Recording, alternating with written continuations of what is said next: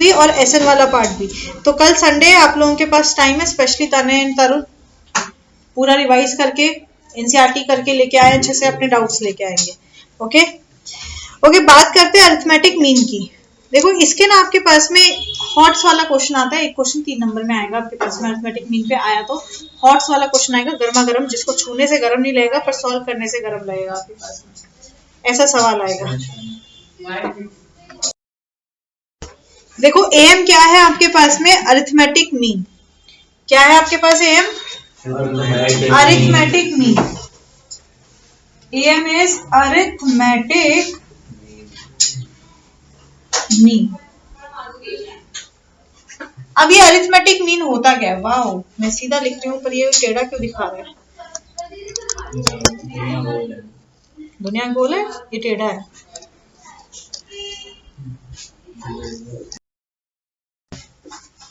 ठीक है, तो अरिथमेटिक मीन है क्या आपके पास में? अगर आपके पास में एक एपी की 3 टर्म्स दे रखी हैं, 2 या 3 टर्म्स दे रखे हैं आपके पास में, मीन निकलेगा 3 और मोर टर्म्स के बीच में। असर्शन में आ सकता है, याद रखो 3 और मोर देन 3 टर्म्स। आ रही बात समझ में? मीन कब निकलेगा भाई? मीन निकलेगा 3 या 3 से ज्यादा टर्म्स के बीच में आपके पास में। जैसे अगर मैंने आपको दे दिया ए बी सी, मैंने कहा भाई ए बी सी 3 आपके पास टर्म्स हैं एपी की, ए बी सी आ रही ना एपी, एबीसी क्या है आपके पास में? एपी में है। तो इसकी अरिथमेटिक मीन क्या होती है? एम मतलब अरिथमेटिक मीन। ठीक है, अरिथमेटिक मीन क्या हो जाएगी आपके पास में? अरिथमेटिक मीन होगी आपके पास में इनका सम बाय 2। क्या होगा आपके पास में? इनका सम बाय 2। सॉरी,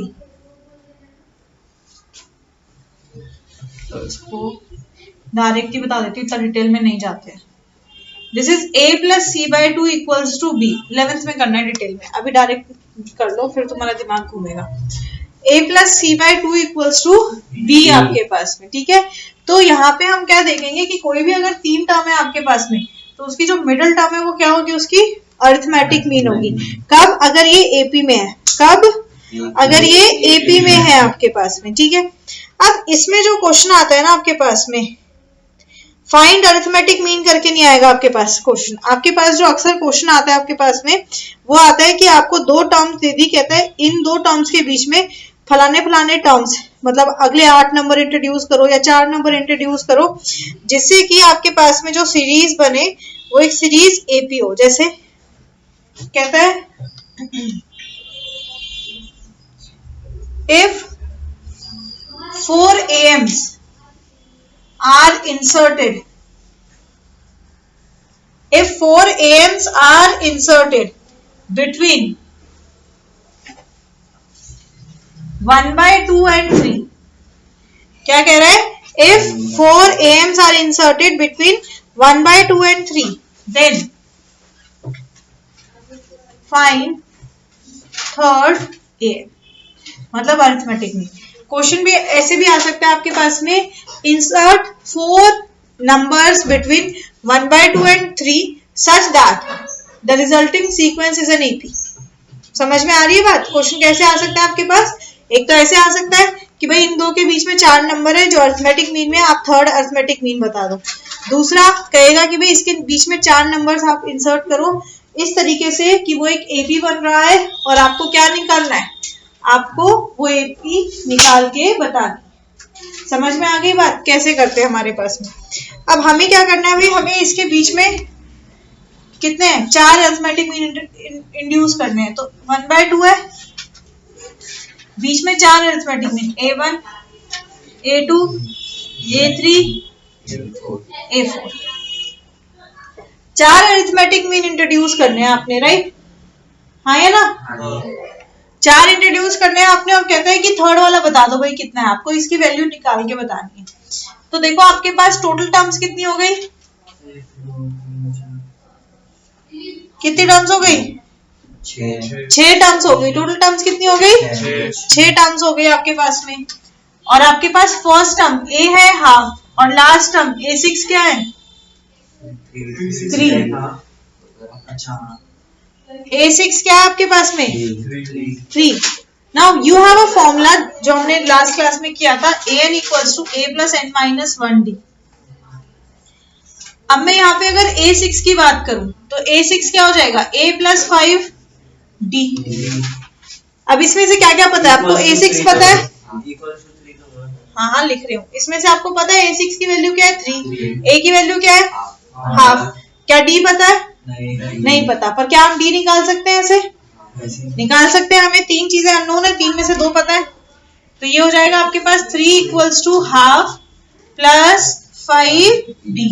क्या आ गया? 3 equals to half plus 5d आपके पास में, राइट। तो आप फर्दर सॉल्व करते हैं। ये क्या आ जाएगा? 3 minus half equals to 5d।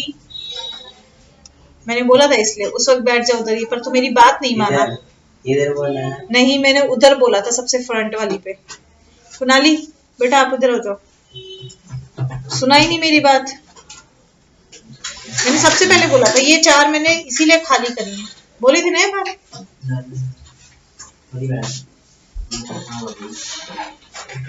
तो ये एलसीएम लेंगे, ये हो जाएगा आपके पास 6 माइनस 1/2 इक्वल्स टू 5d। तो 5/2 इक्वल्स टू 5d। 5 से 5 कट गया, d की वैल्यू क्या आ गई? हाफ। मॉर्निंग इवनिंग क्या? मैंने जब स्टार्टिंग में ही बोला था तब क्यों नहीं सुना? तो इधर भी फ्रंट में भी खाली थी, वो पीछे भी 4th रो खाली थी, तब क्यों नहीं सुनी मेरी बात?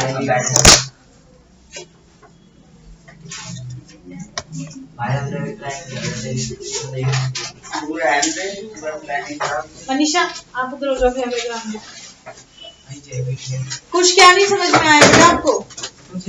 अभी तो बोल रहे थे कि 3 कहाँ से आया? अरे मैं वही कह रहा हूँ, आपने 3 माइनस 1/2 का एलसीएम दिया ना। हाँ तो 2 3 6 ना। हाँ ठीक है, तो डी आ गया हाफ। अब हमें क्या निकालना था भाई? हमें थर्ड एम निकालना था। इस सीरीज की थर्ड एम कौन सी टर्म है? हमें निकालना है थर्ड एम, पर ये सीरीज में थर्ड एम कौन सी वाली टर्म है आपके पास? 4th टर्म है। ये चीज यहाँ पे बस इतनी चीजें ध्यान रखने वाली है, बाकी तो फंडा सारा वही चल रहा है। बस ये चीज ध्यान रखने वाली है आपके पास में कि ये कौन सी टर्म है? 4th term. मतलब हमें सीरीज के लिए A4 निकालनी है, मतलब A प्लस 3D। A कितना है? हाफ। 3 इंटू D कितना है? हाफ। तो हाफ प्लस 3/2 आपके पास क्या आ जाएगा? 4/2। That means 2 is your answer. तो इसका मतलब थर्ड एम क्या है आपके पास? 2। थर्ड एम क्या है आपके पास? 4। कौन बोला भाई? समझ में आई बात? पक्की वाली? एक क्वेश्चन दूं, करेंगे? देखो इस क्वेश्चन में क्या दिया आपको? कहता है इंसर्ट 5 नंबर्स बिटवीन 4 and 28। 4 और 28 के बीच में आपने 5 नंबर डालने हैं, A1 A2 A3 A4 A5 और आखिरी नंबर है 28। तो टोटल कितने नंबर्स हो गए? n क्या हो जाएगा? 7। n हो गया आपके पास में 7। कहता है इस तरह से कि एपी फॉर्म करें। ठीक है भाई, एपी फॉर्म करेंगे तो A7 28 है। पहले हम यहाँ से d निकाल लेते हैं, तो ये रहेगा 28। am का फॉर्मूला लिखो भाई, आधा आधा नंबर फॉर्मूलाज के कई बार बताया है। n equals to a plus n minus 1d, that is 28 equals to 4 plus 7 minus 1 d हमें पता नहीं है, d निकालेंगे तो 28 minus 4 equals to 60 means 24/6 equals to d। तो d कितना आ गया? 4। वेरी गुड, सबका आया D4? वेरी गुड तने आ गया आपका? तभी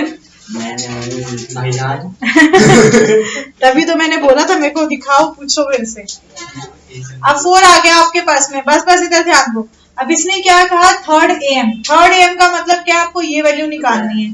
तो ये कौन सी टर्म है इसमें? 4th टर्म है। तो इस सीक्वेंस के फोर्थ टर्म निकालेंगे, that is a plus 3d। a कितना है 4, 3 इंटू d कितना है 4, तो 4 प्लस 12 दैट इज 16। ये मेरा सही था, बेफालतू बता दिया। देखना बेफालतू सही है, देखना सही है। पहला मेरा वेरी गुड, बहुत मेरा बढ़िया। पहला सही था, इसने बता दिया।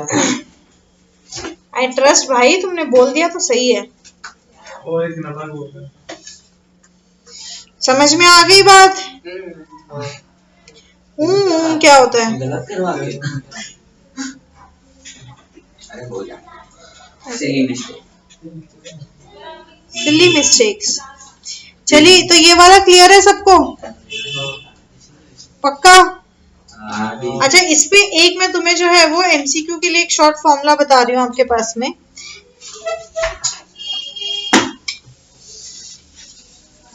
अगर एमसीक्यू में इस तरह का क्वेश्चन आता है तो आपको सॉल्व करने की जरूरत नहीं है, आप डायरेक्ट जो है वो उसका बताएंगे रेशो क्या आ रहा है आपके पास।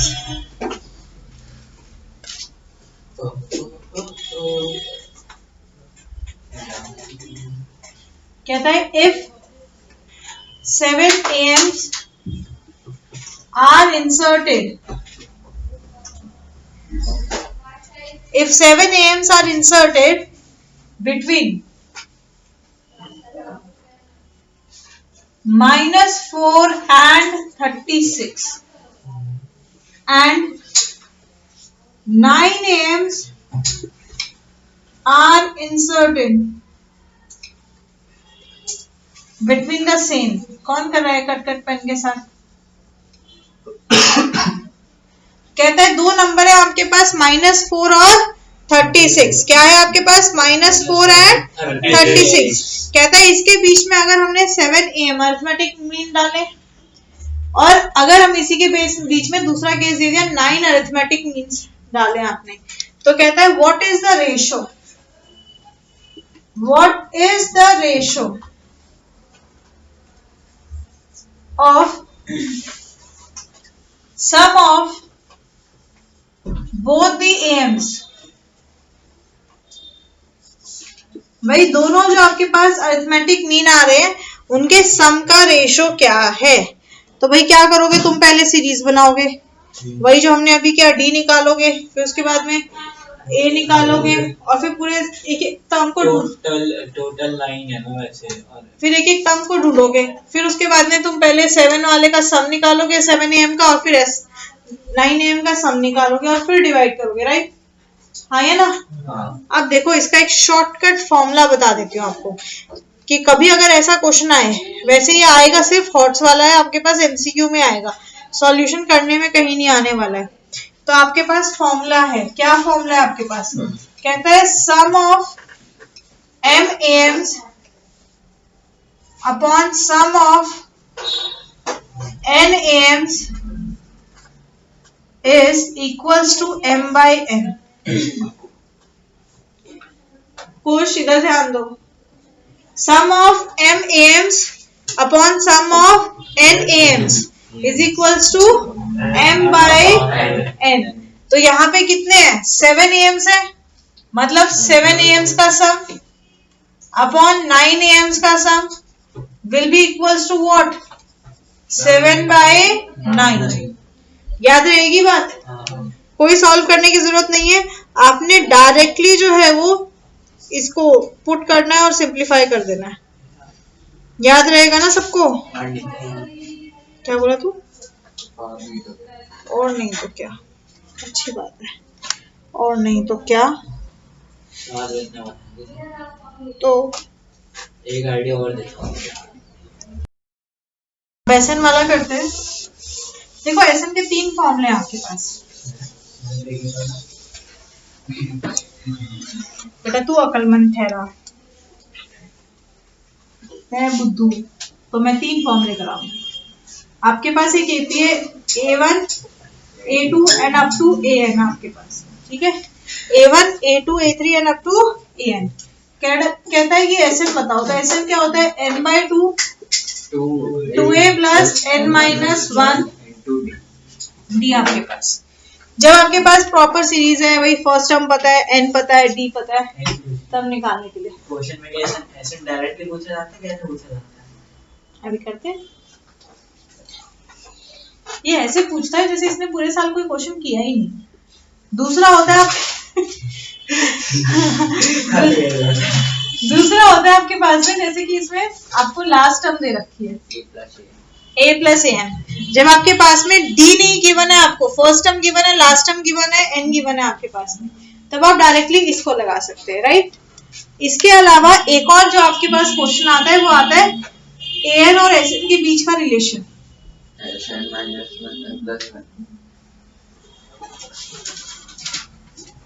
आपको दिया होता है, जैसे ये क्वेश्चन बहुत ही कॉमन है, कह दिया कि Sn is 2n square minus n। इस फॉर्म में आपका Sn है, कहता है फाइंड 15th टर्म। क्या निकालना है आपने? 15th टर्म को आपको फाइंड करना है आपके पास में, मतलब A15 निकालना है आपने। क्या निकालना है? A15 निकालना है आपने। क्या कुछ बोला था रुन? A15 निकालना है, तो A15 क्या हो जाएगा? n की जगह आ गया 15, 15 प्लस 1 16 माइनस 15। नहीं सॉरी, इसको ऐसे करो, कुछ नहीं plus 1, Sn minus Sn minus 1 करो आप, S15 माइनस 1 14। देखो समझ लो इसको, अगर S15 मैं बोल रही हूँ मतलब A1 A2 up to A15 तक का सम है, राइट। जब S14 लिया A1 A2 और A14, अब जब आप इसको माइनस कर दोगे तो यहां से देखो आपके पास ये सारी टर्म्स तो माइनस हो गई, क्या बचा? A15। समझ में आ रही है बात? तो ये फॉर्मूला ऐसे बनता है आपके पास में। तने तू कर रहा है कट, मैं आप बता रही हूँ, मैंने किसी की कट सुनी ना तो मैंने मारना है खिंचा के थप्पड़।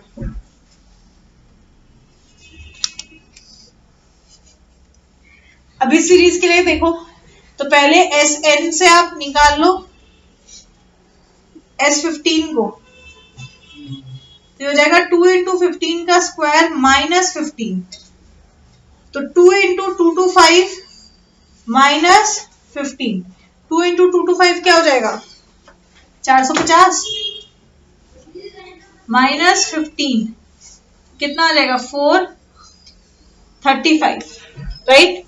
क्या आ गया आपके पास? 435। तो ये निकाला हमने S15। अब क्या निकालेंगे? S14। अब निकालो भाई S14, तो 2 इंटू 14 का स्क्वायर माइनस 15, 14 का स्क्वायर कितना होता है? Very good, 196। रटवाए थे एक टाइम पे मैंने सारे बिठा के, तुम्हें एटलीस्ट 20 तक के स्क्वायर रटे होने चाहिए तुम्हें। तो ये कितना हो जाएगा बेटा? उस निकाल सकते हो पर उसमें टाइम भी जाता है। 392 माइनस 15 कितना होगा? 7।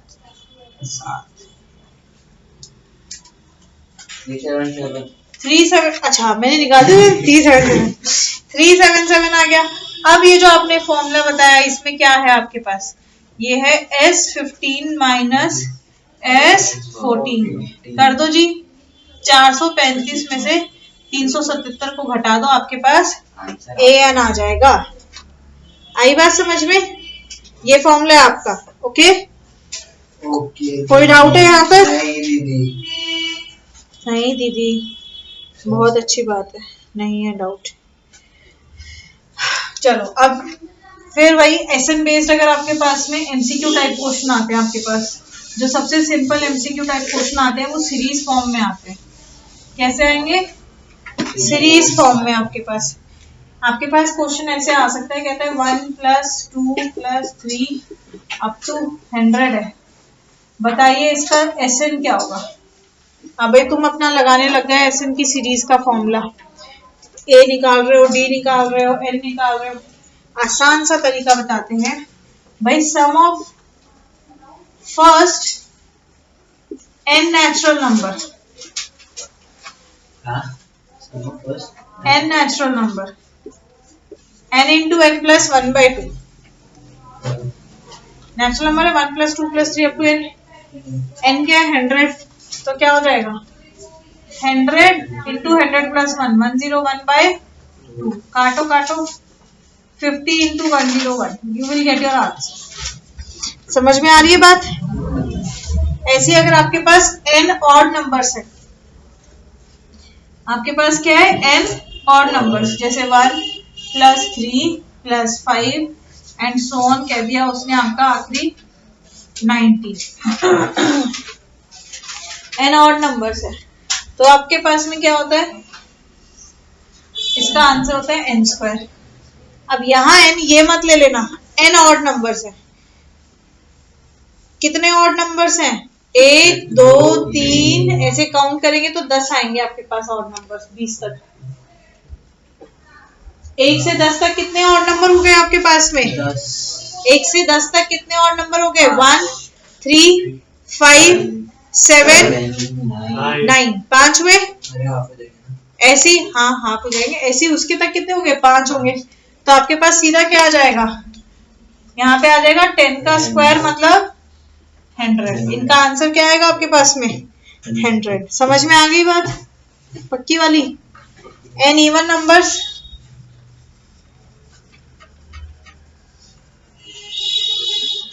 अगर आपके पास क्या है n इवन नंबर्स, तो इवन नंबर्स के लिए क्या होता है n इंटू n + 1। जैसे यही चीज ले लेते हैं 2 4 and so on up to 20। कितने इवन नंबर्स हैं? 10 इवन नंबर्स हैं आपके पास में, तो 10 इंटू 10 + 1 11, कितना आएगा 1110। कितना आ जाएगा आपके पास 1110 आपके पास। याद रहेगा पक्का? अब 3 ऐसे मैं आपको रिलेशन बता रही हूँ जो हमने क्वेश्चंस फॉर्म में किए हैं और वो एमसीक्यू फॉर्म में भी आ जाते हैं, तो पूरा सॉल्व करने की जरूरत ही नहीं है, आपने डायरेक्ट जो है वो आंसर लिख देना है। कैसे? कहता है if in an AP, if in an AP, देखो मैंने आपको लास्ट क्लास में भी कराया था, pth term is q, qth term is p।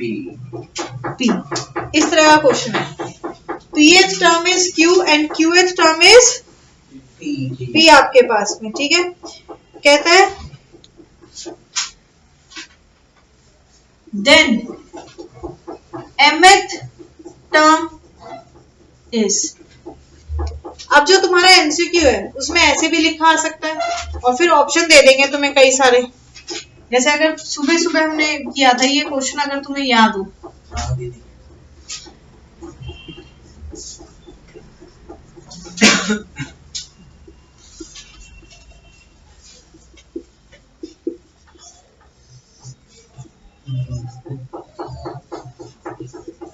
हाँ बताओ, याद है तो बताओ कौन सा आंसर चूज किया था हमने? p - q - 1। mh टर्म होता है आपके पास p + q - m, जो कि हमने लास्ट क्लास में देखोगे प्रूफ भी किया था आपके पास। ये याद रखो, ये चीज तो आप ना याद रखो कि हमेशा यही रिलेशन मिलेगा आपके पास में। Thank you. अगर आपके पास ऐसे देखो ऐसे दे दिया, कहता है 7th term is 17 and 17th term is, then find 6th term। Same format है आपके पास में है? आ गई मोहित के लिए धोखे में आ जाए। 6th टर्म कहता है फाइंड 6th टर्म। क्या कहता है? Find 6th term. कैसे निकालेंगे? इसी की तरह देखो, अब 6th टर्म क्या थी? p + q - m, तो मतलब 6th टर्म क्या होगी? 17 + 7 - 6, तो 17 + 7 कितना हुआ? 24, 24 - 6 is 80। तो 6th टर्म क्या है? डायरेक्ट आप लिख देंगे 18, जरूरत नहीं है इसको करने की। समझ में आ रही है बात? अगर एमसीक्यू में आया है डायरेक्ट लिख दो, केस स्टडी में भी है तो भी डायरेक्ट लिख सकते हो। असर्शन रीजन में आता है आपके पास में, ये क्वेश्चन असर्शन रीजन में भी आ सकता है। आपको दे देंगे कि 7 term of an AP 17 and 17 term is 7 and it 6 term is 18, assertion में दे दिया। फिर उसके बाद में रीजन में ये स्टेटमेंट आ जाएगी आपके पास में, तो आपको बताना है कि भाई ये सही है या गलत। तो असर्शन सही है अगर आपको ये चीज रिलेशन याद है तो असर्शन सही है, रीजन सही है, स्टेटमेंट अगर ये दे दी है और यही टर्म लिखी है तो यहाँ पे रीजन भी सही है। तो assertion is true, reason is true and reason is correct explanation of assertion. Maths में 31 आउट ऑफ, समझ में आ रहा है क्यों करा रही हूँ? असर्शन में फिर तुम लोग जल्दबाजी में टाइम नहीं बचेगा, तुम ऐसे ही कुछ भी तुक्का मारोगे, तुक्का मारने का नहीं है। ये रिलेशन को याद रखो, इस रिलेशन पे बेस्ड है, फटाफट आंसर को कर दो। क्या ऐसे ही देखो, एक और रिलेशन है जो हम प्रूफ करते हैं, और वही रिलेशन आपके पास असर्शन में या एमसीक्यू में आता है आपके पास। हम क्या प्रूफ करते हैं? हम प्रूफ करते भाई, कहते हैं if an AP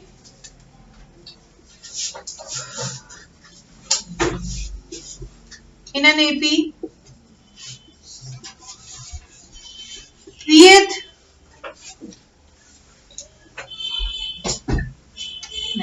sum of p terms, sum of p terms is q, sum of p terms is q and sum of q terms is p। कहते हैं p टर्म्स का सम क्या है, q, और q टर्म्स का सम क्या है आपके पास में p। Then sum of p plus q terms is p plus q, ये p प्लस q ही होगा। समझ में आ रही बात? आपको कोई एपी दे दी और उसमें दे दिया, कहता है कि भाई इस एपी में सम ऑफ फर्स्ट 24 टर्म्स इज 320, नहीं ज्यादा बड़ा हो जाएगा, 32 ही करो, 32 and sum of 32 terms is 24। तभी लागू होगा जब ये डिजिट्स इस तरह से आपके पास में होंगी। कहता है फिर बताओ सम ऑफ 32 प्लस 24 कितना होगा, ये हो जाएगा 56। 56 टर्म्स क्या होगा, तो आपने क्या करना है, इसको प्लस कर देना है, प्लस करके जो आ रहा है वही होगा। समझ में आई बात? रिलेशन है, याद रखो। एमसीक्यू में असर्शन में सॉल्व नहीं करना पड़ेगा, डायरेक्टली आंसर आ जाएगा। ठीक है। अच्छा अब इसी में एक चीज बताओ मुझे, अगर आपके पास में आ जाता है, इसी पे बेस्ड है, अगर आपके पास क्वेश्चन ऐसे आ जाता है,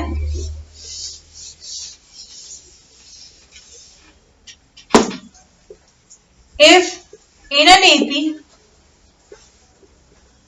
sum of p terms is equal to sum of q terms, then the sum of p plus q terms is, क्या होगा बताओ? सम ऑफ p टर्म्स इक्वल है आपके पास में सम ऑफ q टर्म्स के, तो आपको बताना है भाई p प्लस q टर्म्स का सम क्या होगा।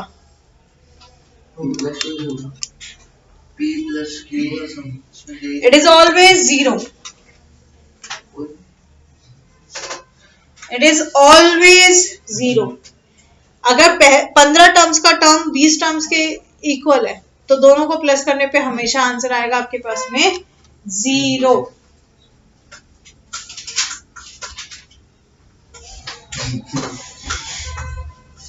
समझ में आ गई बात? पक्की वाली? आगे कराऊं या दिमाग थक गया इतने में? थोड़ा सा रिलैक्स। 5 मिनट नहीं, ऐसे 5 मिनट का नहीं, फिर उसके बाद में साइंस की क्लास करनी है। इसका पेपर है, इससे पूछो क्या, मेरे से क्या पूछोगे, तेरा ही पेपर है।